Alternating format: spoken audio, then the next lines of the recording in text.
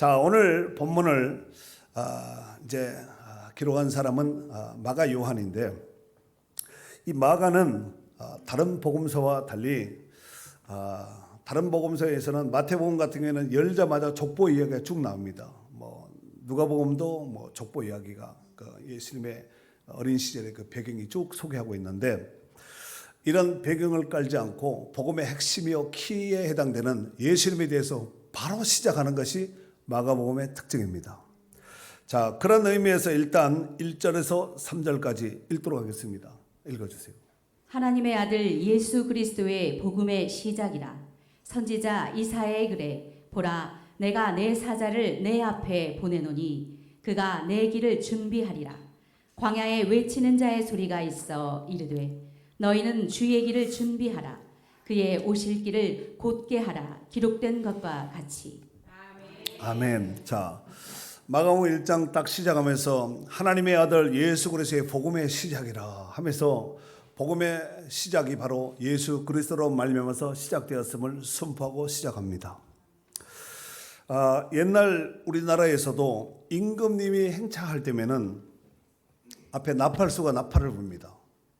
그리고 옆에 주변에서 이제 외치는 자가 있습니다. 그래서 임금님이 행차하신다, 전하 행차 이러면서 이제 앞에서 이제 사람들에게 예수님 임금의 알림을, 임금의 이동을 알리고 백성들에게, 주변 사람들에게 왕의 행차임을 알리는 역할을 나팔수가 또 알리는 자, 소리 외치는 자가 이렇게 알렸습니다. 그와 같이 본격적인 메시아의 출현과 사역에 앞서서 나팔지기와 외치는 자의 소리 역할을 같이 그 역할을 감당했던 사람이 바로 세례자 요한입니다. 원래 요한은 이름이 그냥 요한입니다. 그런데 당시에 요한이란 이름을 너무 많이 가지고 흔한 이름이었는지라 그래서 예수님께 세례를 준 사람이다 요한이라 해서 세례자 요한이라고 합니다. 그러니까 세례 요한이라는 말보다는 우리 교회 성도들은 앞으로 세례자 요한이라고 이렇게 좀 혹시 부를 일이 있으면은 그렇게 불렀으면 좋겠습니다. 여러분, 세례 요한과 세례자 요한 똑같이 들립니다. 그러나 어디 가서 세례자 요한이라면은 반드시 그런 소리 들을 거예요. 좀 아시는 분은 이분이 말씀 양육을 제대로 받으신 분인가 이런 소리 들을 수가 있습니다. 그런 소리 들으려고 하는 것이 아니라 세례자 요한이 정한 명칭이 맞습니다. 자, 예언에 의하면은 외치는 사람은 반드시 그냥 일반 시내에서 아무데나 외치면 안 되고 반드시 외치는 장소가 광야여야 된다라고 유대 전통 가운데 그렇게 내려오고 있습니다. 자, 그렇다면은 히브리인들에게 있어서 광야는 어떤 의미가 있을까요? 히브리인들에게 있어서 광야는 하나님을 만나는 곳으로 생각하고 있습니다. 하나님을 만나려면 광야로 나가야 된다. 이런 인지, 이런 인식을 가지고 있다는 말씀입니다. 그런 맥락에서 볼 때 모세도 미디안 광야로 나갔습니다. 왜 나갔을까요? 어쩌면 쫓겨가고 숨어 은둔 생활을 하기 위해서 도망자의 생활을 하기 위해서 망명자의 생활을 하기 위해서 도망을 갔지만 광야는 하나님을 만나는 곳이기에 그곳에서 모세는 하나님을 만났습니다. 또 사도 바울도 다메섹 도상에서 부활하신 예수 그리스도를 만난 이후에 바로 간 것이 어디냐면은 아라비아 광야입니다. 예수님도 공생의 사역을 본격적으로 시작하기 전 어디를 가셨냐면은 유대 광야로 나가셔서 40일 동안 금식하시면서 광야 생활을 하신 것을 볼 수가 있습니다. 더욱이 이스라엘 백성들도 출애굽 이후에 광야 40년의 여정의 삶을 살았던 것을 보면 광야는 황량한 무인지경 빈들로만 생각할 것이 아니라 광야에는 세상 것들이 없고 하나님의 은혜만 가득 찬 곳이 광야라고 볼 수 있습니다. 혹시 여러분의 삶 가운데 정말 광야 같은 인생, 고달픈 인생의 삶을 사시는 분이 혹여나 있다면 바로 꽉 찬 하나님의 은혜를 누릴 수 있는 기회다 생각하시고 감사할 수 있기를 바랍니다. 사랑하는 성도 여러분, 일찍이 광야로 나가서 사역했던 요한에 대해서 성경은 이와 같이 말씀하고 있는데, 자, 요한복음의 사도 요한이 기록한 이 요한복음 1장 19절서부터 23절에는 요한에 대해서 이렇게 소개하고 있습니다. 자, 세례자 요한에 대해서 이렇게 소개하고 있는데 한번 읽어주세요. 유대인들이 예루살렘에서 제사장들과 레위인들을 요한에게 보내어 내가 누구냐 물을 때에 요한의 증언이 이러하니라. 요한이 드러내어 말하고 숨기지 아니하니 드러내어 하는 말이 나는 그리스도가 아니라 한데 또 묻되 그러면 누구냐 내가 엘리야냐 이르되 나는 아니라 또 묻되 내가 그 선지자냐 대답하되 아니라 또 말하되 누구냐 우리를 보낸 이들에게 대답하게 하라.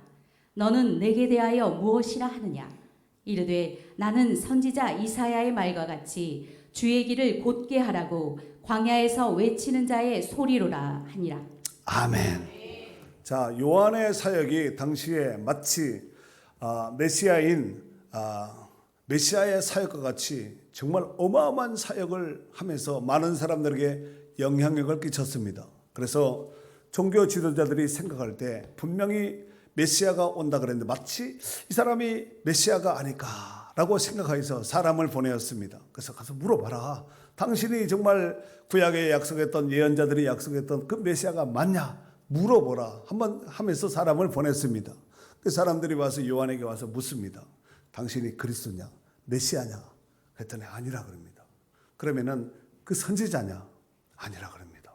그 도대체 당신은 누구냐? 그랬더니 나는 광야에 외치는 자의 소리다 라고 말했습니다. 오늘 본문에 광야에서 요한이 외쳤던 메시지에 대해서 이와 같이 소개하고 있는데, 자, 3절 말씀 제가 읽을 테니까 눈으로 보세요. 광야에 외치는 자의 소리가 있어 이르되 너희는 주의 길을 준비하라. 그의 오실 길을 곧게 하라 라고 말씀하고 있습니다. 주의 길을 준비하라. 그의 오실 길을 곧게 하라. 여러분, 구약시대에 이제 왕이 행차하게 될 때 왕이 길을 잘 갈 수 있도록 미리 그 동선을 파악해서 미리 이제 선발대가 혹시 길이 불편한 길이 있으면은 낮은 것은 돋아서 반듯하게 하고 높은 것은 깎아서 내려서 반듯하게 하고 구불구불한 길은 펴서 쫙쫙 펴서 왕의 대로가 왕이 행차함에 있어서 불편하지 않도록 왕의 대로를 만들었습니다. 이러보건대 세례자 요한의 사명은 메시아이신 그리스도가 오시는 길을 준비하는 자임을 알 수가 있습니다. 그리고 오늘 본문에 이제 예수님의 본격적인 공생의 사역 시작 전에 세례자 요한이 외쳤던 메시지는 금방 말씀드린 바와 같이 주의 길을 예비하는 것과 그의 오실 길을 곧게 하는 이 사역을 마치 이제 무대에서 주인공인 예수님이 등장하기 전에 세례자 요한은 마치 사회자 같은 역할을 했습니다. 자, 이제 예수님이 오실 겁니다. 짠 하면 커튼이 촥 열리고 예수님이 짠 하고 나타나는 그 역할을 한 사람이 바로 세례자 요한이라고 볼 수 있습니다. 구약 성경의 마지막 성경인 말라기 성경에 보면은 말라기서 4장 5절에 보면은 이런 말씀이 있습니다. 보라, 여호와의 크고 두려운 날이 이르기 전에 내가 선지자 엘리야를 너에게 보내리니 그가 아버지의 마음을 자녀에게 돌이키게 하고 자녀들의 마음을 그의 아버지에게로 돌이키게 하리라. 그러니까 구약 말라기 선지자를 통하여서 이미 엘리야가 온다라고 장차 올 것이다 하고 예언했습니다. 그래서 종교 지도자들이 사람들을 보내어서 요한에게 보내서 당신이 그 구약에 약속했던 말씀하셨던 예언하였던 그 엘리야가 당신이냐 이렇게 물어본 것이죠. 네. 이러보건대 사도 요한의 세례자 요한의 사역은 집 나간 자녀를 둔 아비와 같은 이런 역할을 했다는 것을 알 수가 있습니다. 그러니까 하나님을 떠나 우상 숭배와 불순종으로 점철되어 살아가는, 그래서 바른 길이 아니라 굽은 길, 꺾어진 길, 불편한 길 가운데서 살아가는 이런 인생들을 향하여서 그 죄악된 길을 버리고 하나님께로 돌아오라 라는 회개의 메시지를 전파했던 사람이 바로 세례자 요한입니다. 자, 그리고 이 말씀은 일찍이 구약의 선지자였던 이사야도 이미 이 부분에 대해서 말씀한 부분을 세례자 요한이 그 말씀을 인용한 거예요. 이를테면 이사야 40장 3절에 보면은 외치는 자의 소리여 외치는 자의 소리여 이르되 너희는 광야에서 여호와의 길을 예비하라 사막에서 하나님의 대로를 평탄하게 하라 라고 이미 예수님이 오시기 전 약 한 700년 전에 이사야 선지자를 통해서 그리고 이사야 선지자뿐만 아니라 다른 선지자를 통해서도 이미 이제 광야에 외치는 자의 소리에 대해서 이미 언급을 했습니다. 자, 그렇다면은 이사야 선지자가 표현했던 이사야 시대 때 이사야 선지자가 표현했던 이 광야란 무엇을 의미하는 것일까요? 그것은 바로 이사야 선지자가 활동했던 그 시대는 바벨론 포로 시대지요. 그래서 이스라엘 백성들이 포로 생활 가운데 직면했던 처참한 상황을 은유적으로 표현한 말씀이 바로 광야에 외치는 자의 소리라고 볼 수 있습니다. 즉 포로 시대의 백성들은 우상 숭배와 이방 민족의 압제와 죄악 속에서 말로 다 표현할 수 없는 고통스러운 생활고를 겪었습니다. 뿐만 아니라 긴 세월 포로 생활로 인하여 육체적인 고통과 더불어 영적인 구원이 너무너무 갈급했던 시대 가운데 있었습니다. 그로 인해서 이사야 선지자는 그와 같이 황량하고 처참한 상황을 유대 지역에 메마르고 황량하여 식물이 살 수 없는 불모지와 같은 이 광야로 표현한 것입니다. 그런 맥락에서 볼 때 오늘 본문의 세례자 요한이 이사야 선지자가 선포했던 말씀을 인용함은 당시 세례 요한이 활동했던 당시 예수님이 사역을 하시는 그 당시 상황도 그 옛날 바벨론 시대와 다를 바 없는 상태인 로마의 압제하에서 이스라엘 백성들은 육신적으로나 영적으로나 하나님의 구원이 절박했던 시대였다는 것입니다. 그로 말미암아서 세례자 요한은 이사야 선지자의 말씀을 인용하여 구원자 되신 예수 그리스도를 맞이하기 위하여 당시 사람들에게 주의 길을 예비하며 그의 길을 곧게 바르게 할 것을 선포한 것입니다. 사랑하는 성도 여러분, 오늘날 우리가 살고 있는 이 시대는 종말의 시대라고 말합니다. 그렇다면 이 종말을 살아가는 우리 시대는 어떤가? 과연 이사야가 활동했던 그 바벨론 포로 시대나 또 세례자 요한이 활동했던 그 1세기 당시나 지금이나 어쩌면은 바벨론 포로 플러스 세례자 요한이 활동했던 그 시대보다 더 악랄하고 포악한 시대가 바로 이 시대가 되지 않을까 싶습니다. 우리가 살아가고 있는 이 시대 속에서 참된 소망과 희망은 무엇일까요? 여러분, 우리가 살아가는 이 시대 소망과 희망은 오직 예수 그리스도밖에 없는 줄 믿습니다. 예수님은 종말의 시대를 살아가고 있는 자들을 위해서 비유로 말씀하신 내용이 복음서에 있는데 이를테면 누가복음 7장 31절 32절 한번 읽어주세요. 또 이르시되 이 세대의 사람을 무엇으로 비유할까? 무엇과 같은가? 비유하건대 아이들이 장터에 앉아 서로 불러 이르되 우리가 너희를 향하여 피리를 불어도 너희가 춤추지 않고 우리가 곡하여도 너희가 울지 아니하였다 함과 같도다. 네, 장터에 앉아 아이들이 소꿉장난하면서 놀이를 하면서 피리를 부는데도 춤추지 않고 슬피 울고 가슴을 치면서 곡을 하는데도 이게 가슴을 치는데도 울지 않는 시대다라고 예수님께서 그 시대를 표현했습니다. 그 시대는 그 시대만 국한된 것이 아니라 오늘날은 더 심할 수가 있습니다. 네. 영적으로 감각을 잃고 분별력을 잃은 시대라는 뜻이 아니겠습니까? 우리가 살고 있는 시대가 바로 이런 시대에 살고 있다는 사실입니다. 또한 이 시대는 마치 노아의 홍수 전의 시대와 같다고 볼 수 있습니다. 그렇다면 노아 홍수 전에 홍수 심판 전에는 어떤 상황이었는가? 창세기 6장 11절에 보면은 그때 온 땅이 하나님 앞에 부패하여 포악함이 땅에 가득했다 그랬습니다. 또한 이 시대는 마치 사사시대와 같다고 볼 수 있습니다. 사사기 마지막 장인 21장 25절에 보면은 그때 이스라엘에 왕이 없으므로 사람이 각기 자기의 소견에 옳은 대로 행하였더라. 힘 있는 놈, 말빨 센 놈, 능력 있는 놈, 그냥 끄는 대로 자기가 옳다고 주장하는 이런 시대를 지금 살아가고 있지 않나 싶습니다. 그래서 성경은 이와 같이 말씀하고 있습니다. 로마서 12장 2절에 보면은 너희는 이 세대를 본받지 말고 오직 마음을 새롭게 함으로 변화를 받아 하나님의 선하시고 기뻐하시고 온전하신 뜻이 무엇인지 분별하도록 하라 그랬습니다.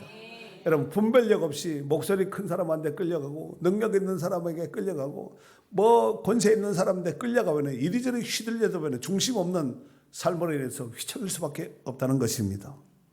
사랑하는 성도 여러분, 만일 하나님께서 이 땅에 소망이 있다면 이 땅에 소망을 두고 살아가라고 이렇게 말씀하지 않겠습니까? 성경은 이 땅에 대해서 이 땅은 영원하지 않고 때가 되면 반드시 무너진다고 말씀하고 있습니다. 이를테면 고린도서 5장 1절에 보면은 만일 땅에 있는 우리의 장막집이 무너지면 하나님께서 지으신 집 곧 손으로 지은 것이 아니요 하늘에 있는 영원한 집이 우리에게 있는 줄 아느니라 그랬습니다. 여러분, 이 세상에 그 어떤 건물이라 할지라도 튼튼하게 견고하게 좋은 자재를 사용해서 지었다 할지라도 반드시 무너지게 되어 있습니다. 마찬가지로 우리 육신도 아무리 건강하고 능력이 있고 뭐 인기가 있고 부와 명예를 누렸다 할지라도 인생 장막은 언젠간 반드시 무너질 때가 온다는 사실입니다. 그래서 히브리서 13장 14절에 보면은 이런 말씀이 있습니다. 우리가 여기에는 영원한 도성이 없으므로 장차 올 것을 참나니 그랬습니다. 이 땅에 영원한 것이 있다 없다는 거예요. 영원한 도성이 없다는 거예요. 의지할 것이 없다는 거예요. 그래서 우리 주님은 이와 같이 말씀하셨습니다. 요한복음 14장 3절에 보면은 내가 가서 너희를 위하여 거처를 예비하면 내가 다시 와서 너희를 내게로 영접하여 나 있는 곳에 너희도 있게 하리라 그랬습니다. 그러면 구름을 타시고 하늘로 승천하신 예수님은 그냥 보좌 우편에 조용히 쉬고 계시다가 이렇게 오시는 분이 아니라 우리의 거처를 준비하고 준비되면 오신다고 말씀하고 있습니다. 열심히 준비하고 계시겠죠. 네. 사랑하는 성도 여러분, 오늘 본문의 세례자 요한은 죄인들의 영원한 구원자이신 예수 그리스도의 오시는 그 길을 준비하며 외치는 자의 사명을 신실하게 감당했던 사람이라는 것을 알 수가 있습니다. 자, 그렇다면 이제 영광 중에 말씀하신 대로 구름을 타고 다시 오실 그 주님의 재림을 앞둔 시점에 저와 여러분들은 그 주님을 맞이함에 있어서 어떻게 맞이해야 할까요? 그냥 가만히 있다가 그냥 이러고 살다가 어느 날 갑자기 오시네 이렇게 맞이할 것인가? 아니면 정말 이 악하고 음란한 시대 속에서 복음 전파의 마지막 주자로서 복음 전파의 사명을 감당하며 신랑으로 오실 주님을 맞이하기 위해서 거룩한 신부로서 등과 기름을 잘 준비해서 늘 깨어있는 축복된 성도들이 될 수 있기를 주의 이름으로 축원합니다.